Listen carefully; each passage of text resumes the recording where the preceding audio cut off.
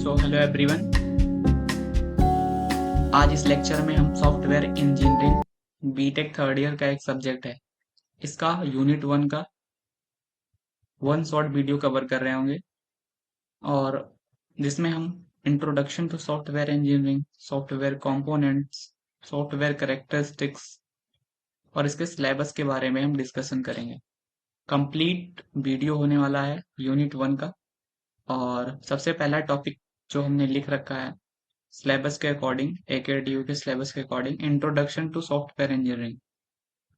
Introduction की बात करेंगे। सॉफ्टवेयर इंजीनियरिंग क्या है, इसकी जो डेफिनेशन है कि एक सिस्टमैटिक डिसिप्लिन मैनर में किसी भी हम सॉफ्टवेयर को डेवलप करने के लिए जो एक अप्रोच फॉलो की जाती है उसको हम क्या कहते हैं, सॉफ्टवेयर इंजीनियरिंग डेवलपमेंट या सॉफ्टवेयर डेवलपमेंट। उसका एक मेंटेनेंस ऑफ सॉफ्टवेयर एक टर्म है, इसमें मेंटेनेंस के बारे में ध्यान दिया जाएगा। Application of engineering to software. अब सिस्टमैटिक डिसिप्लिन और एक अप्रोच होती है जिसके अप्लाई करके हम सॉफ्टवेयर टीम जो होती है वो क्या करती है, सॉफ्टवेयर को डेवलप करती है। इसमें कुछ टूल्स यूज करते हैं, मेथड्स यूज करते हैं, प्रोसेस होते हैं कि वो किन किन प्रोसेस से होके गुजरेगा, उसका इनिशियल फेज क्या होगा, उसको हम कोड क्या होगा, रिक्वायरमेंट क्या होगी उस सॉफ्टवेयर की। जो भी कैंडिडेट, जो भी हमारा क्लाइंट वो सॉफ्टवेयर बनवा रहा है, क्या उसके फीचर्स हमारे पास अवेलेबल हैं कि नहीं है, क्या कॉस्ट आएगी। बहुत सारे प्रोसेस होते हैं जिनको हम आगे कवर कर रहे होंगे मेथड्स में। तो इस तरीके से आपको समझ आया होगा कि सॉफ्टवेयर इंजीनियरिंग क्या है, जिसके अंदर हम सॉफ्टवेयर डेवलप करते हैं और उसका एक प्रोसेस होता है। आसान भाषा में जब हम स्टेप बाय स्टेप डेवलप करते हैं तो चीज़ें आसान हो जाती हैं। कोड का यूज करते हैं और भी स्टेप्स होते हैं आगे जिनको हम पढ़ रहे होंगे दोस्तों। दूसरा टॉपिक है सॉफ्टवेयर इंजीनियरिंग प्रोसेस। क्या प्रोसेस फॉलो करते हैं सॉफ्टवेयर को डेवलप करने के। Process define. प्रोसेस हमको क्या बताता है कि मतलब हम क्या कर रहे हैं, कौन कर रहा है और कैसे कर रहा है। एक गोल जो होता है, हमारा अल्टीमेट गोल है कि हम सॉफ्टवेयर को कैसे सॉफ्टवेयर डेवलप करें। अब कौन कर रहा है उसको और क्यों कर रहा है, कैसे कर रहा है, इन सब चीजों को हम जानेंगे प्रोसेस में, सॉफ्टवेयर इंजीनियरिंग प्रोसेस में। एक कलेक्शन होता है एक्टिविटीज का और इसमें कुछ एक्शंस परफॉर्म होते हैं, टास्क होता है। जब हम कोई काम कर रहे हो, ठीक है, कोई सॉफ्टवेयर डेवलप कर रहे हो तो ये सारी चीजें वहां पे परफॉर्म होती हैं।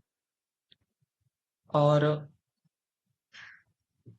दूसरा यहाँ पे लिखा है कि a generic process framework for software engineering encompass 5 activities. कुछ 5 स्टेप्स हैं जो कि प्रोसेस के अंडर आते हैं। पहला है कम्युनिकेशन। हम कम्युनिकेट करते हैं। इसके अंदर क्या है, बिफोर एनी टेक्निकल वर्क। जो हमारा क्लाइंट होता है जब वो अपने डेवलपर के पास जाता है तो उससे जो बातचीत होती है वो कम्युनिकेशन के अंदर आता है।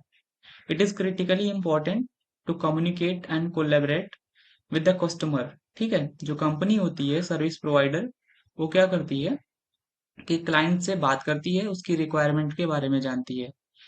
The intent is to understand stakeholders. अब यहाँ पे स्टेक होल्डर्स जो हैं उसके अंदर हमारे एम्प्लॉयज भी आ जाते हैं, डेवलपर्स भी आ जाते हैं और हमारा क्लाइंट भी आ जाता है। ऑब्जेक्टिव्स क्या है for the project and gather requirements, और रिक्वायरमेंट्स को इकट्ठा करना, ये स्टेक होल्डर का काम है। ठीक है। दूसरा, ये हमने बात करी कम्युनिकेशन, इसके अंदर हम बातचीत करेंगे। दूसरा, प्लान करेंगे कि हम प्लानिंग रखेंगे एक। अब any complicated journey can be simplified if A map exist. यदि हम कोई प्लान करके चलते हैं तो कोई भी अगर कॉम्प्लिकेटेड चीज है तो वो एक आसान मैनर में हो जाती है। और डेवलपमेंट, सॉफ्टवेयर डेवलपमेंट एक कॉम्प्लेक्स टास्क है, तो इसको हम मैनेज करने के लिए प्लान करते हैं कि प्रोजेक्ट की रिक्वायरमेंट क्या है, उसको उसमें कौन कौन सी टेक्नोलॉजी यूज होगी और क्या माइंड मैप होगा जिसके थ्रू हम उसको अल्टीमेटली डेवलप करेंगे। ठीक है। Software project is complicated journey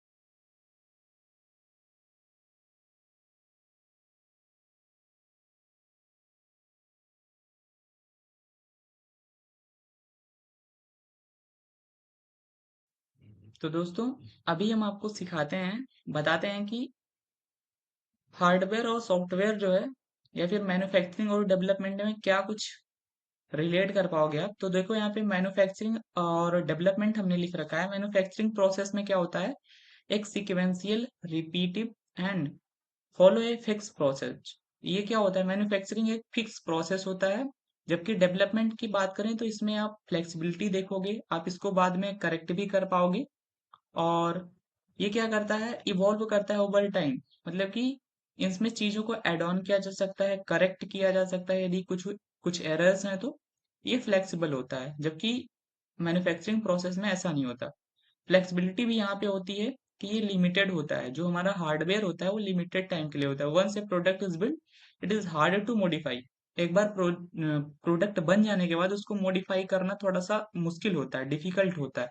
पर हाँ, अगर हम सॉफ्टवेयर की बात करें तो इसमें हाई पॉसिबिलिटी होती है कि software can be updated and improved after release. जब भी हम इसको डेवलप कर लिए इसके बाद भी इसमें हम चीजों को चेंज कर सकते हैं। तो ये इसमें फ्लेक्सिबिलिटी होती है। तो थोड़ा सा हमने जाना मैन्युफैक्चरिंग वर्सेस डेवलपमेंट के बारे में। और अब हमारी यही पहली करेक्टरिस्टिक है। दूसरी करेक्टरिस्टिक क्या कहती है, सॉफ्टवेयर डजंट बेयर आउट। ठीक है। अब दोस्तों, इसके बारे में भी हम थोड़ा सा जान लेते हैं कि ये हमको क्या कह रहा है कि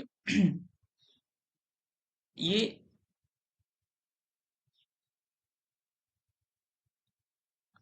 फ्रेंड्स यहीं पढ़ लेते हैं कि if you wants to reduce software, ठीक है, you will have to do better software design. Software doesn't wear out but it's just deteriorate. ठीक है।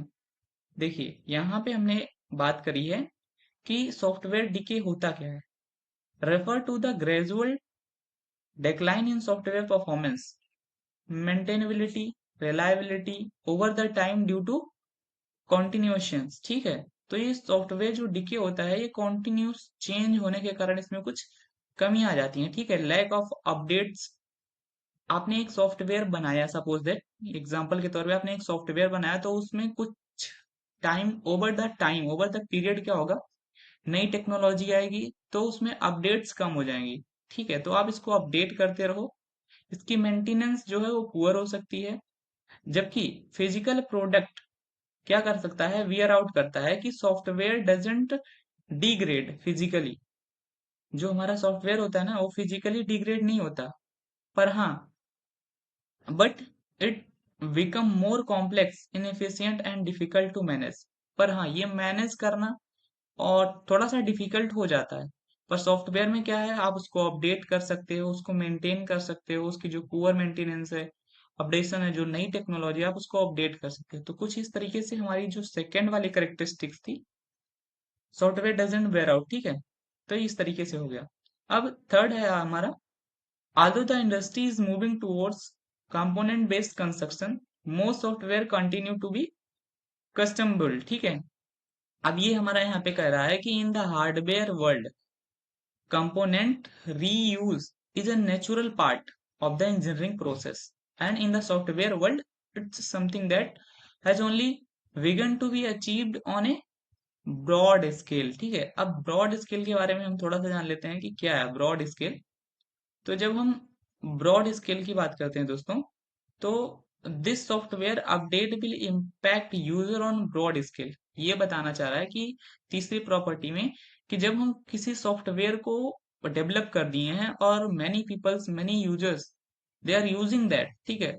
और उसमें हम कोई चेंज करेंगे, अपडेट करेंगे नई टेक्नोलॉजी को, तो वो एक बड़े लेवल पे क्या होगा, चेंज होगा। ठीक है। अब यानी ज्यादा यूजर या लार्ज सिस्टम को अफेक्ट करेगा। और बिजनेस या मार्केटिंग, तो this company is expanding on broad scale across multiple countries. ठीक है। यानी बहुत सारी जगह पर एक्सटेंशन, एक्सपेंशन हो रहा है। ठीक है दोस्तों। तो ये हमारा पहला जो ये हमने कहा कि software update will impact user on broad scale. तो जो हमारे यूजर्स हैं उन पे बहुत बड़ा इम्पैक्ट पड़ेगा। तो ये भी हमारी तीसरी करेक्टरिस्टिक्स होती हैं।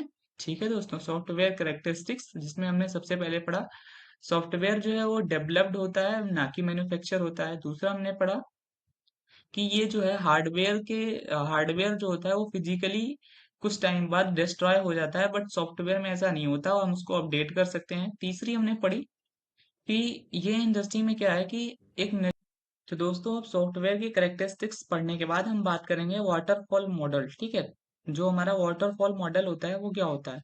Waterfall model sometime called the classic life cycle. ठीक है, classic life cycle suggests a systematic sequential approach to software development that begins with the customer specification of the requirements and processes through planning, modeling, construction and deployment। ठीक है, तो ये बता रहा है कि वाटरफॉल मॉडल क्या है। जिस तरीके से एक वाटरफॉल में जो हमारा पानी होता है ना, वो ऊपर से नीचे आता है एक प्रोसेस को फॉलो करते हुए, तो उसी तरह हम सॉफ्टवेयर जो डेवलप करते हैं ना, एक प्रोसेस फॉलो करते हैं और उसमें हम स्टेप बाय स्टेप चलते जाते हैं और वो पानी बैक नहीं जाता। तो हम जब डेवलप करते हैं तो चीजों को हम बैक नहीं ले जाते हैं। अगर एक प्रोसेस फॉलो करते हैं तो अल्टीमेट हम अपने डिप्लॉयमेंट तक पहुंच जाते हैं। क्या प्रोसेस फॉलो करता है दोस्तों? कम्युनिकेशन, जो हमने बताया था। प्रोजेक्ट जो है इनिशियल रिक्वायरमेंट गैदर करता है, प्लानिंग करते हैं कि क्या एस्टिमेट होने वाला है, शेड्यूलिंग क्या होगी, मॉडलिंग, एनालिसिस, डिजाइन कैसे करेंगे, कंस्ट्रक्शन में कोड लिखेंगे, टेस्ट करेंगे और डिप्लॉयमेंट में डिलीवरी कर देंगे और उसका फीडबैक लेंगे। ठीक है, तो इस तरीके से कुछ वाटरफॉल मॉडल है। और ये जो हमने यहाँ पे एक की कॉन्सेप्ट लिखे हैं ना, आप इनको डायग्राम के थ्रू भी रिप्रेजेंट कर सकते हैं दोस्तों, वो हम आगे आपको वीडियो में दिखाएंगे। ठीक है, किस तरीके से इसका डायग्राम आप बना सकते हैं। बुक में आपको किस तरीके का डायग्राम मिलेगा हम आपको पीडीएफ के तौर पे बुक में दिखाएंगे। तो ये हो गया हमारा कुछ अब original waterfall model propose by Winston, ये तो कुछ उनका नाम हो गया। ठीक है, जिन्होंने हमारा ये ओरिजिनल वाटरफॉल मॉडल दिया था। अब दोस्तों हम बात करेंगे कि प्रोटोटाइप मॉडल क्या है। ये सारे हमारे मॉडल्स हैं जिनके बारे में हम पढ़ रहे हैं। प्रोटोटाइप मॉडल क्या है? तो prototype often a customer define a set of general objectives for software but doesn't identify details requirement for the function and features and in other cases। यहाँ पे जो कस्टमर होता है ना दोस्तों, वो एक हमको जनरल ऑब्जेक्ट दे देता है सॉफ्टवेयर इंजीनियर को, लेकिन वो क्या क्या उसको मतलब कि अपना एक रॉ डेटा नहीं देता कि उसको चीजों की रिक्वायरमेंट किन किन चीजों की है, किन किन फंक्शंस की रिक्वायरमेंट है। और the developer may be assured of the efficiency of an algorithm, the adaptability of an operating system। ठीक है, और the form of the human machine interaction should take। अब in these and many other situations a prototype, ठीक है, पैराडायग्राम may offer the best approach। दोस्तों ये prototype model जो है, the prototype is deployed and evaluated by stakeholders who provides feedback that is used to further refine requirements and iteration occur as a prototype is turned to satisfy the need of various stakeholders। ठीक है दोस्तों, while at the same time enabling you to better understand what needs to be done।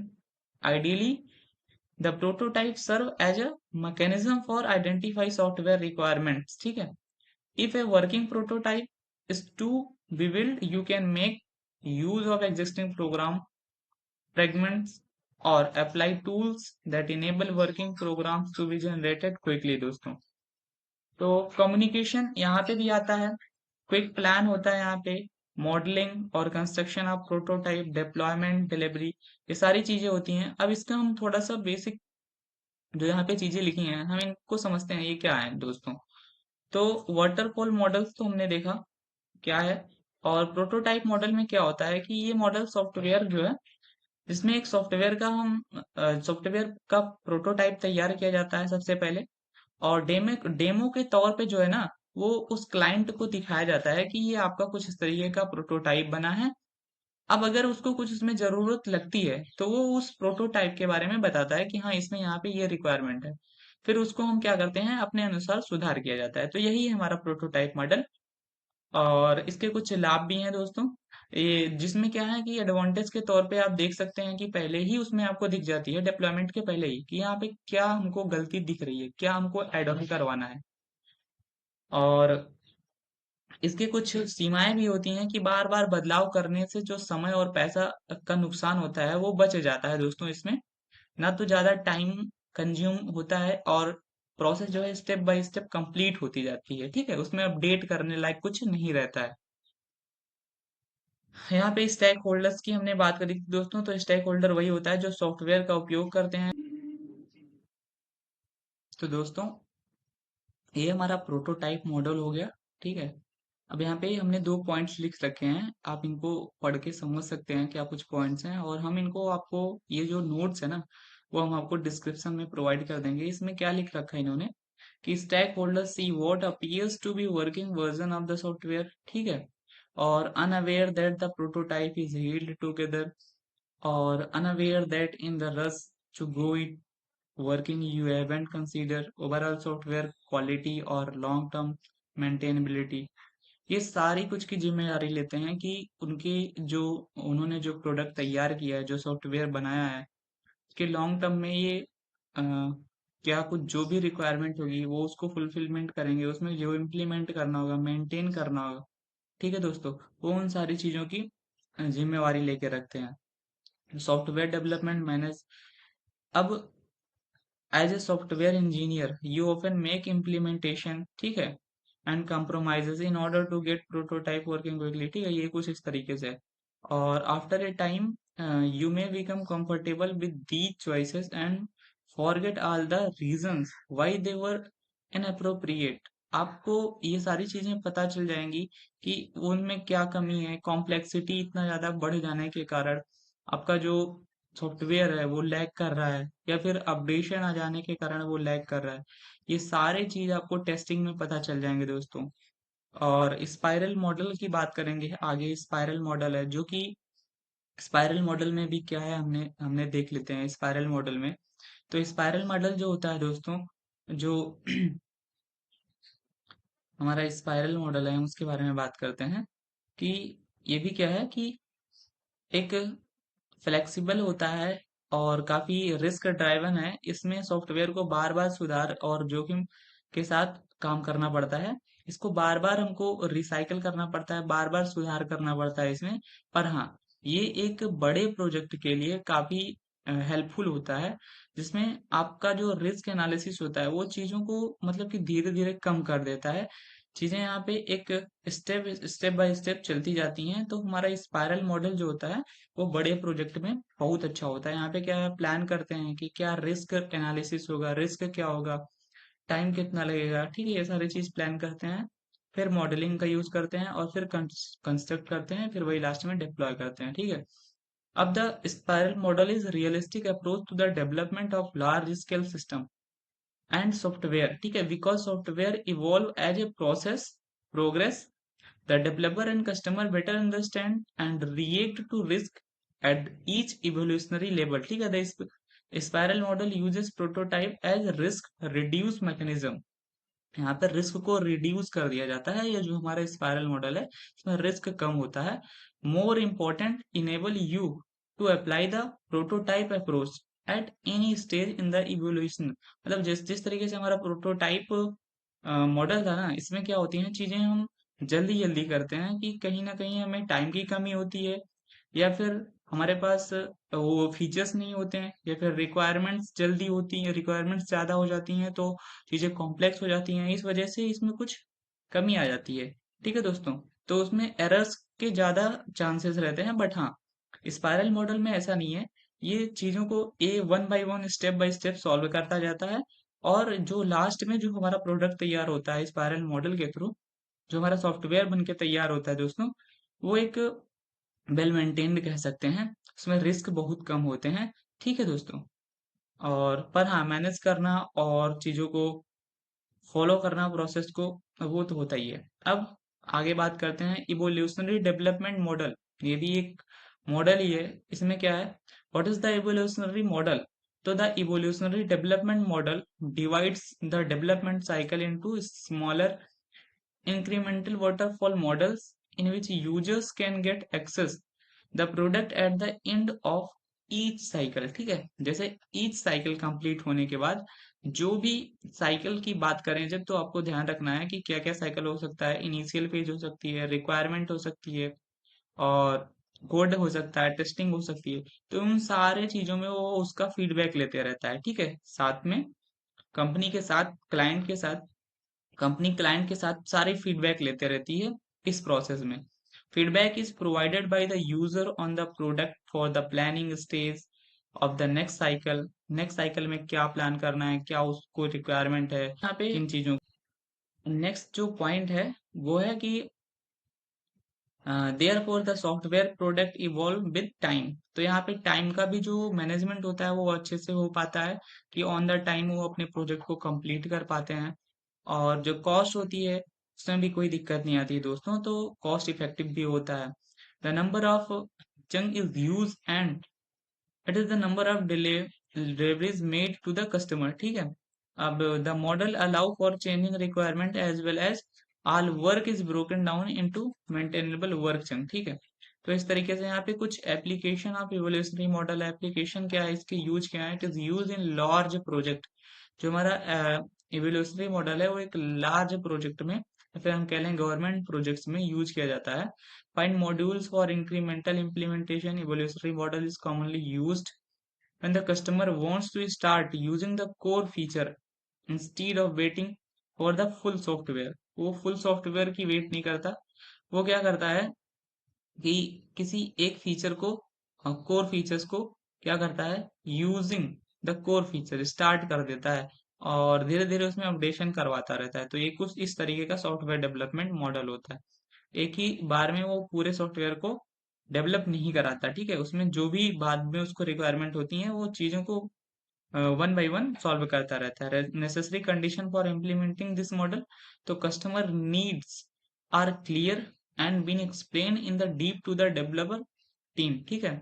अब यहाँ पे कह रहा है कि customer needs are clear, customer की जो आवश्यकता है वो क्लियर है, और explain in the deep to the developer, developer team को बताता है। और there might be small changes required in separate parts but not a major change, ठीक है। यहाँ पे मेजर चेंज नहीं होते हैं, बहुत ही कम चेंजेस आते हैं, क्योंकि उसका जो विजन है वो क्लियर होता है, हाँ हमें ये चीजें चाहिए, तो वो सारे अपने रिक्वायरमेंट्स बता देता है।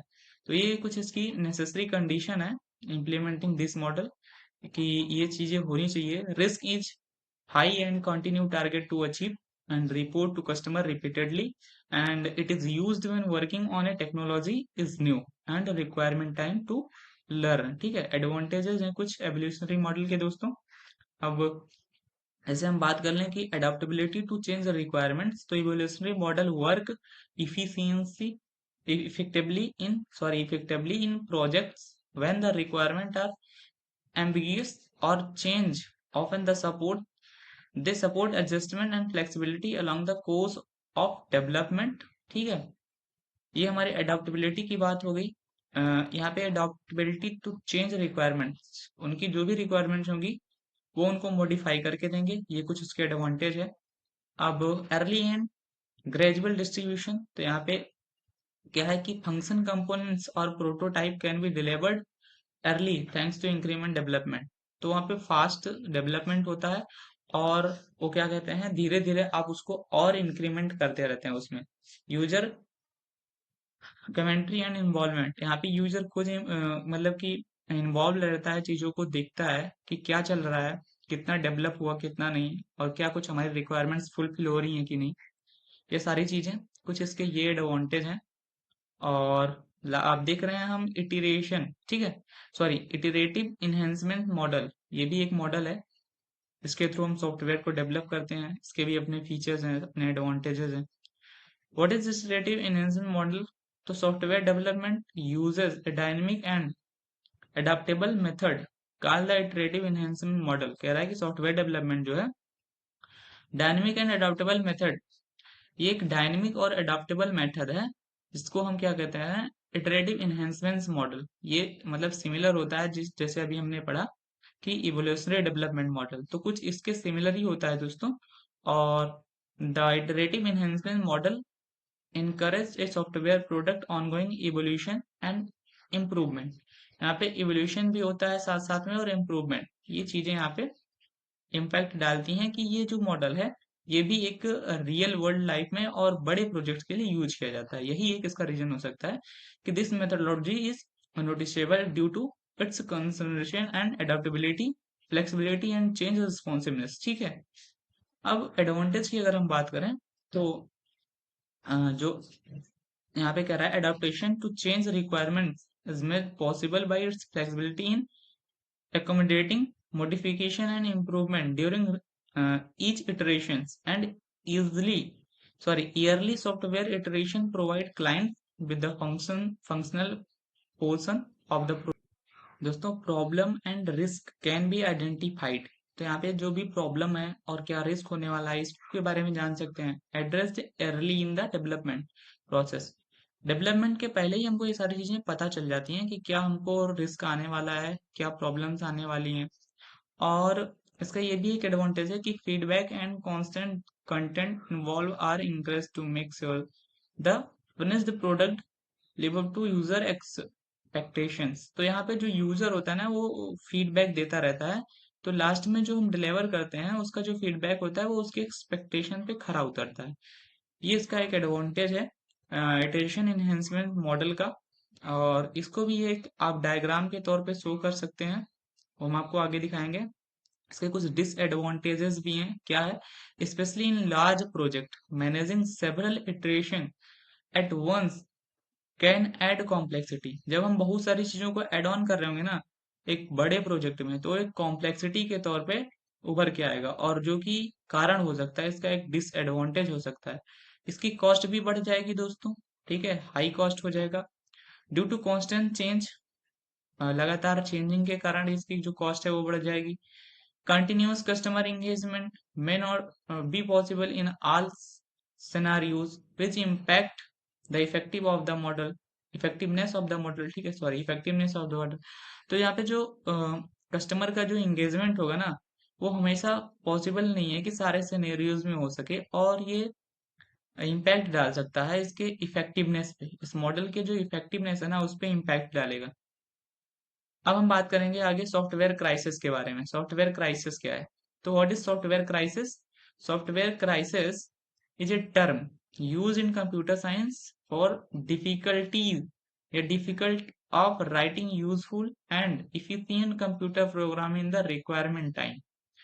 अब the software crisis was due to using the same workforce, same method, and same tools, even though rapidly increased software demand and complexity of software। Software crisis का सिंपल सा क्या मतलब है दोस्तों? आप देखिए, अगर हम बात करें सॉफ्टवेयर क्राइसिस की, तो सॉफ्टवेयर क्राइसिस क्या है? सॉफ्टवेयर क्राइसिस क्या है? तो सॉफ्टवेयर संकट एक ऐसी स्थिति है जहाँ पे सॉफ्टवेयर डेवलपमेंट से जुड़ी बहुत सारी समस्याएं बढ़ जाती हैं, क्योंकि उन्हें संभालना मुश्किल हो जाता है, क्योंकि उसकी कॉम्प्लेक्सिटी ज्यादा होती है। उसमें इतनी चीजें एड ऑन हो जाती हैं कि ये मुख्य रूप से तब होता है जब सॉफ्टवेयर प्रोजेक्ट पर समय पूरा नहीं होता है, या फिर जब उसके पास टाइम कम हो, या फिर कॉम्प्लेक्सिटी ज्यादा हो, बजट बढ़ जाता है, खर्चा बढ़ जाता है, आवश्यकताओं को पूरा नहीं कर पाता। ठीक है, तो ये इस तरीके के कुछ कारण हैं। और जटिलता बढ़ जाना, increase in complexity, lack of resource, ठीक है, क्वालिटी इशू और चेंजिंग रिक्वायरमेंट, तो ये सारी चीजें इफेक्ट करती हैं जिससे सॉफ्टवेयर का क्राइसिस आता है। सॉफ्टवेयर क्राइसिस क्या है? एक टर्म है जिसको हम कंप्यूटर साइंस में यूज करते हैं। तो ये इसके कुछ फैक्टर्स दिए गए हैं ऐसा क्यों होता है।